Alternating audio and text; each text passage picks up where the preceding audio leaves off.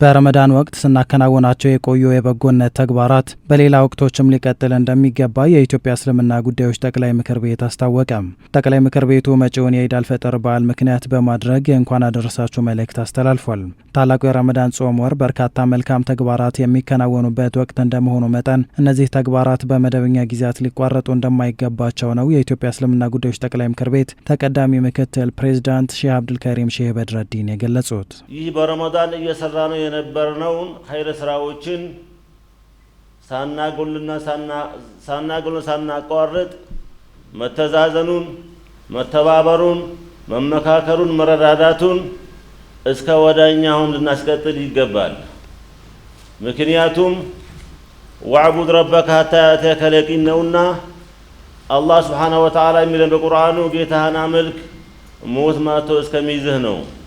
ስለዚህ ረመዳን ሲመጣ ይዘነው ረመዳን ሲወጣ የምንተው ስራ ሳይሆን እንደሚታወቅ ሀገራችን በተለያዩ ችግር ውስጥ ያሉ ወገኖች አሉ። ስለዚህ እነሱን ብቻ ረመዳን ላይ ሳይሆን ከረመዳን በኋላ ከአመት እስከ አመት የማይቋረጥ ድጋፍ በማድረግ ረመዳን ላይ የምንሰራ ስራዎችን በማስቀጠል ይህችን ሀገር ማሻገር ይኖርብናል። ተቀዳሚ ምክትል ፕሬዝዳንቱ በመልእክታቸው ከሰሞኑ በደቡብ ኢትዮጵያ በተከሰተው የመሬት መንሸራተት ምክንያት ለደረሰው ውድመት ልባችን ተሰብሯል ብለዋል። መጪውን የኢድ አልፈጥር በዓል መሰል በችግር ላይ የሚገኙና አቅመ ደካማ ዜጎችን በማሰብ ማክበር እንደሚገባ ጥሪ አስተላልፈዋል። ባለፈው በሀገራችን ኢትዮጵያ በደቡብ ኢትዮጵያ የተከሰተው ክስተት በጣም ልባችንን ሰብሯል፣ በጣም አዝነናል።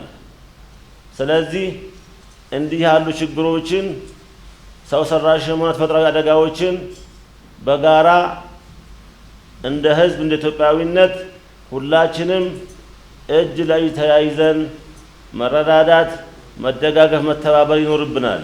ኢዱን ስናከብረው አሁን እንዳልነው በተለያየ ችግሮች ውስጥ ያሉ ወገኖቻችንን ኢትዮጵያውያንን ገንዘብ ያለው በገንዘቡ፣ ጉልበት ያለው በጉልበቱ፣ እውቀት ያለው በእውቀቱ ከጎናቸው ሆነን ኢዱን ልናሳልፍ ይገባል። የኢድ ሰላት ለመስገድ ወደ መስገጃ ስፍራ ከመውጣት በፊት ዘካተል ፊጥርን አስቀድሞ ማውጣት እንደሚገባ ጠቅላይ ምክር ቤቱ አስታውቋል። አቅመ ደካማ ዜጎች በዓሉን ተደስተው እንዲያሳልፉ ዘካተል ፊጥርን ከኢድ ሰላት በፊት አስቀድሞ ማድረስ እንደሚገባ ነው የተመላከተው። ወደ ኢድ ሰላት ከመሄዳችን በስተፊት ከእስልምና አምስቱ ማዕዘናት አንዱ የሆነውን ዘካተል ፊጥርን ከኢዱ ቀደም ብለን ማውጣት ይኖርብናል። ወደ ኢድ ከመሄዳችን በስተፊት ዘካተል ፊጥራችን ከኛ እጅ ወጥቶ ወደሚመለከተው አካል እጅ መግባት አለበት። ዘካተል ፊጥራችንን በውዱ ነቢያችን ሰለላሁ ዐለይሂ ወሰለም አስተምሮ መሰረት ለአቅመ ደካሞች፣ ለየቲሞችና ለችግርተኞች በአግባቡና በሰዓቱ ልናደርስላቸው ይገባል። ይህን ስናደርግ ጾማችን ተቀባይነት ያገኛል፣ እስላማዊ አንድነታችንን እናጠናክራለን።